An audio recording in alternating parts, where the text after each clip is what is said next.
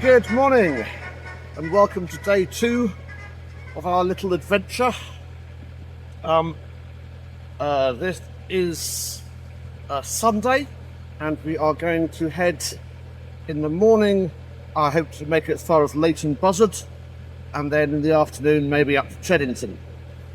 By the way, I feel it's worth pointing out that I don't think there is any other context in which "Good morning, we're going on a little adventure to Leighton Buzzard" has anything else other than a sarcastic meaning.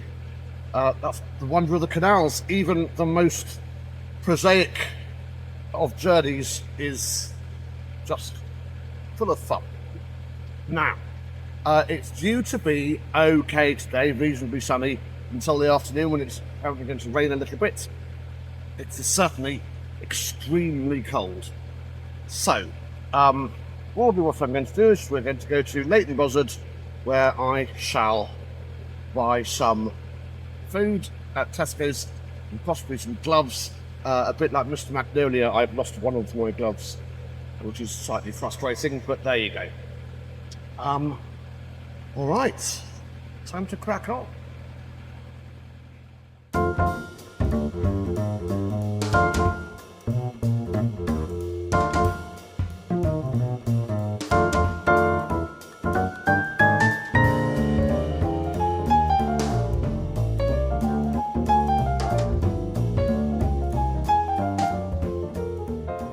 This narrow bit here used to be a swing bridge, and in fact, when I say used to be a swing bridge, it actually is a swing bridge. The swing bridge is lost and buried in this thicket here. You cannot see it at all, but I assure you it is there, rotting away, and actually could potentially be restored and put back to use if anyone had a use for the bridge, which they don't. On our right hand side, just over that hill, is the village of Stoke Hammond, and that gives its name to Stoke Hammond Lock, which we came through last night, and also the Stoke Triple, which we are coming up on in a bit. The Stoke Triple is not in fact a complicated gymnastics manoeuvre. It is a set of 3 locks, one after the other in quick succession. Stoke Hammond is what they call a thankful village, which is a village for which everybody who went away to the First World War came back alive. There's not too many of those in Britain, and Stoke Hammond is one of them. So there you go, there's your little piece of history for today. Now let's bimble on towards the Stoke Triple.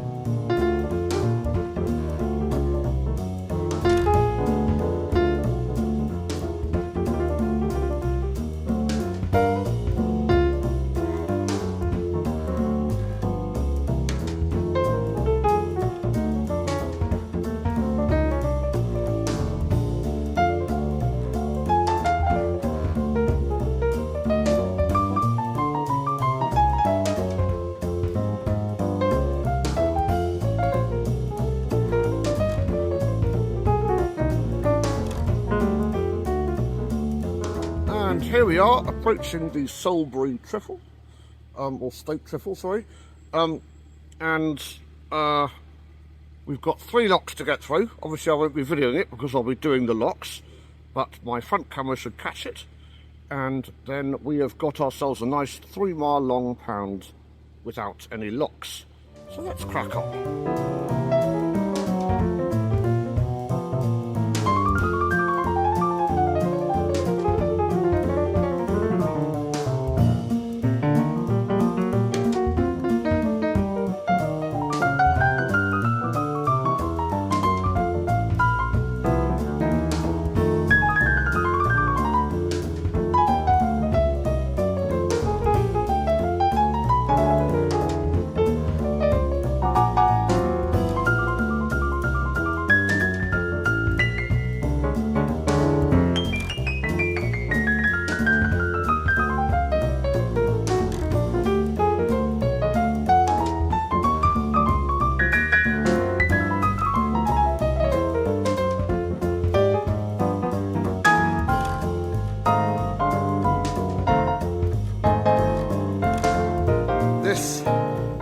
first of the triple, and the lock is perfectly clear still there.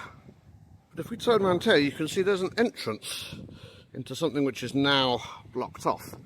It's because under this grass there is a second narrow lock that was put there in, the 1820s and lasted until about the 1880s.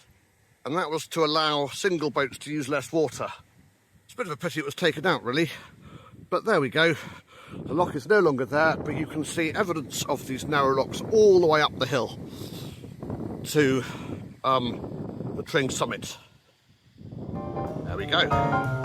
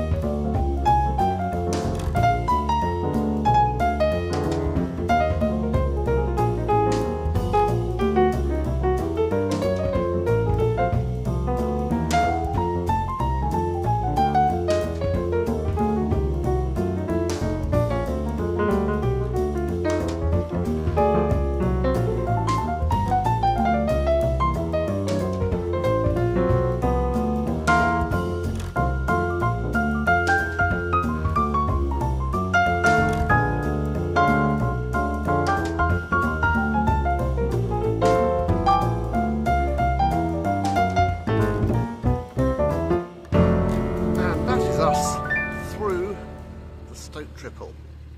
Actually, it was remarkably little work for me, because firstly I came across another boat which was lovely, although the lady on board was incredibly pregnant and obviously therefore couldn't do much in the way of helping. However, just below us was a whole boat full of scouts, explorer scouts, who were terribly keen to operate the lock, which was brilliant. There was a volunteer lock keeper, which was even more brilliant. And so I broadly sat on my boat and did nothing. So we have now got a very beautiful stretch of canal. It's 3 miles of no locks until Leighton Lock. And yeah, well, let's just bimble through the countryside. Let's crack on.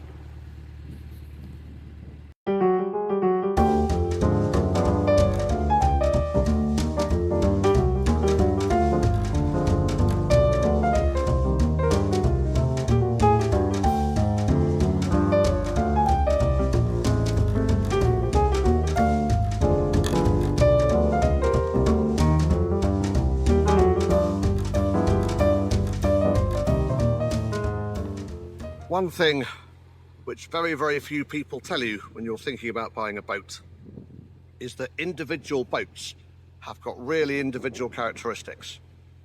And in particular, individual boats have got different speeds that they like to do. This boat does not like to do much above 2 miles an hour. I have thrashed her up to 4 miles an hour and it wasn't fun. You can reasonably get 3 miles an hour out of her, but she's happiest at about 2 miles an hour.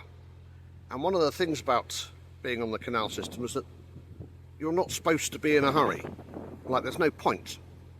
So it's worth, if you're ever thinking about buying a boat, taking that into account and taking the boat out for a drive if you possibly can. because it will tell you whether or not your Pearson's guide or your, canal planner, route planner is going to be remotely accurate. In my case, I have to leave about 50% more time than the guides say. But I don't mind that. The whole point about canals is to be sort of meditative and a bit zen. And it certainly is that. So, we're in the middle of this 3 mile pound. We're going to bimble along towards Leighton Lock. And then when we get to actual Leighton Buzzard, we are going to stop at a Tesco's for some food.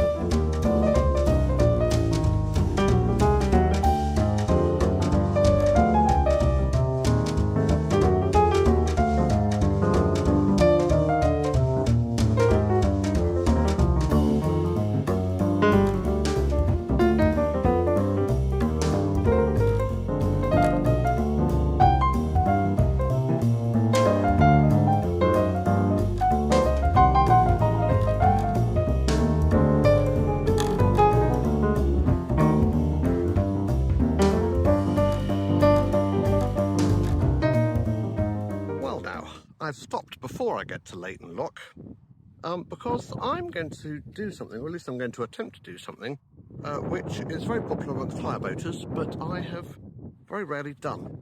And that is, there is a very old pub nearby. I don't know if it's open at 11 o'clock on a Sunday morning, but if it is, I'm going to stop for a pint because I can.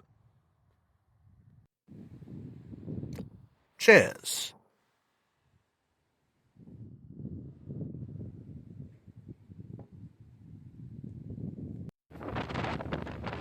Right, one fortifying pint later, I am on my way and we're going to head towards Leighton Lock, through that, and then stop at the Tesco's to buy some food.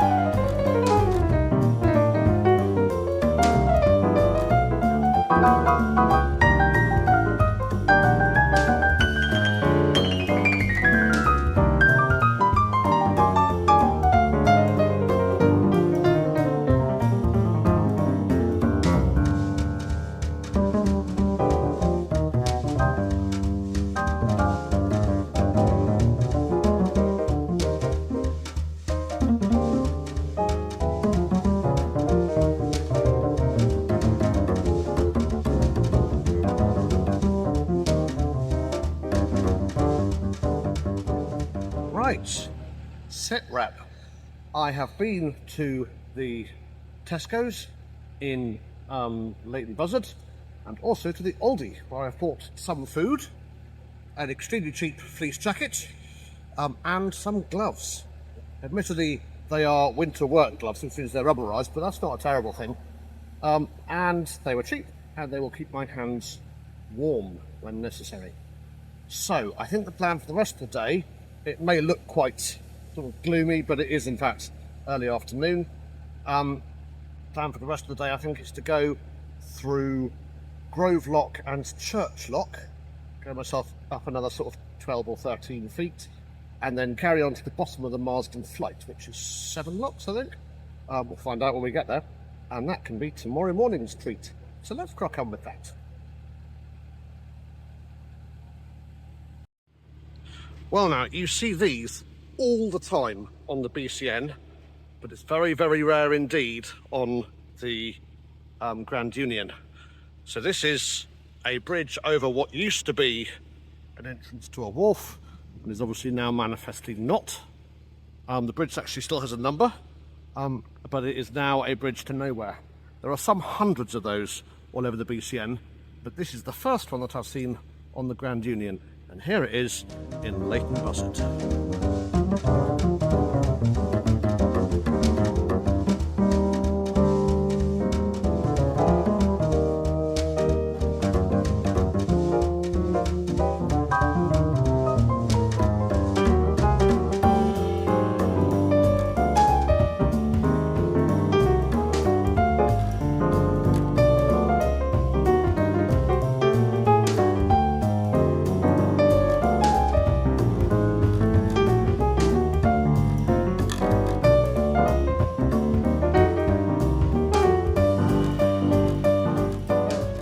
So to my left, there is an area which was once the main trade on the canal around here, and that is a set of sand pits, not for building sandcastles, but for digging out and taking away for building materials. And they're nearly all completely gone now.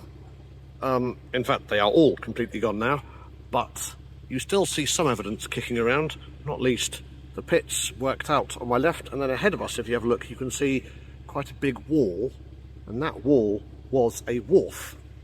There are several wharves down here, and that was used for loading the sand onto canal boats and taking up to, amongst other places, Smethwick, to be turned into bricks and also later concrete.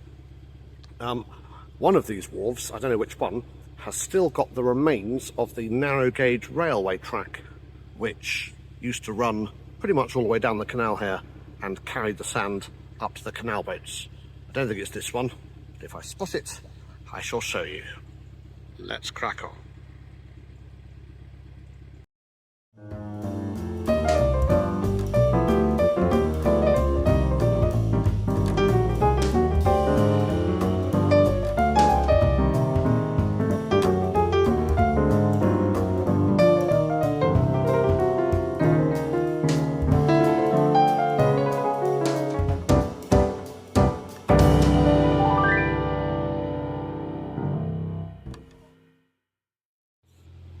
Well, I promised you that one of the wharves would have the remains of a narrow gauge railway, and if you have a look, you can just see the rails peeking up by the side of this wharf.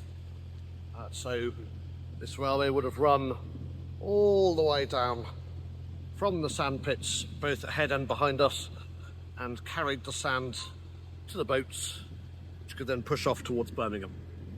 So there you go.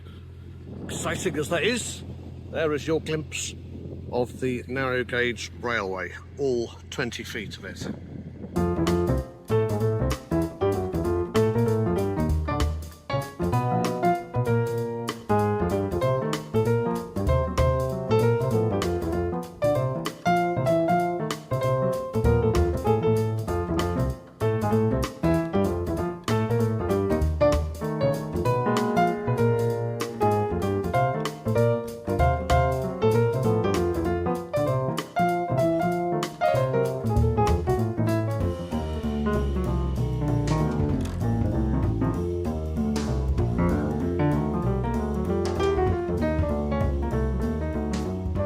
Okay, here we are coming up on the Grove Lock, and this looks like it's going to be the first lock today that I'm going to have to do without any help whatsoever.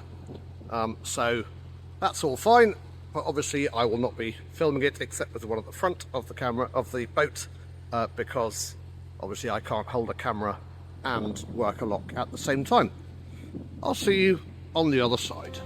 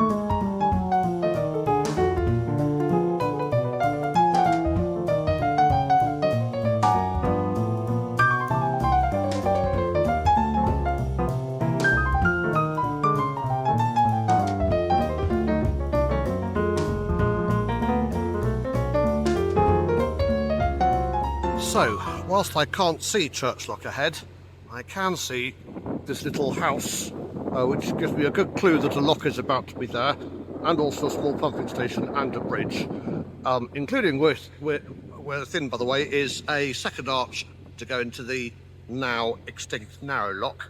So I'm going to guess the lock is pretty much under that bridge. So I'm going to do what I said I was going to do. I'm going to go through the lock and then moor up for the night, not because it's terribly late, it isn't, but because I've got myself a nice roast dinner to cook, and also it's trying to rain, and whilst we sorely need rain, I don't need it on my head. So that's what we'll do, and I will see you at the end of the day.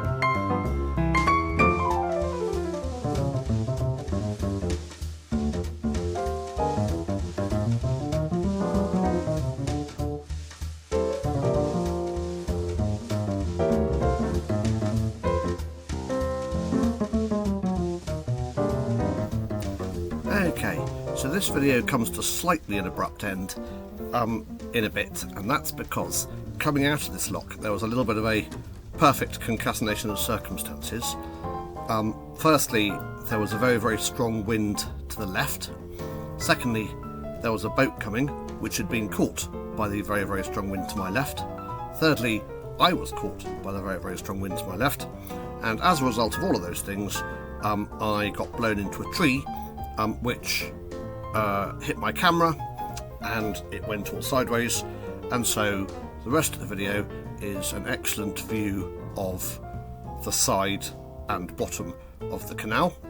Fortunately, it didn't knock the camera actually off, but nevertheless, you're just going to have to take my word for it that I moored up nicely just above Churchlock and got ready for the next day. If you like these videos, please do like and subscribe, and I will see you back for day 3. For me tomorrow, for you next week. Goodbye.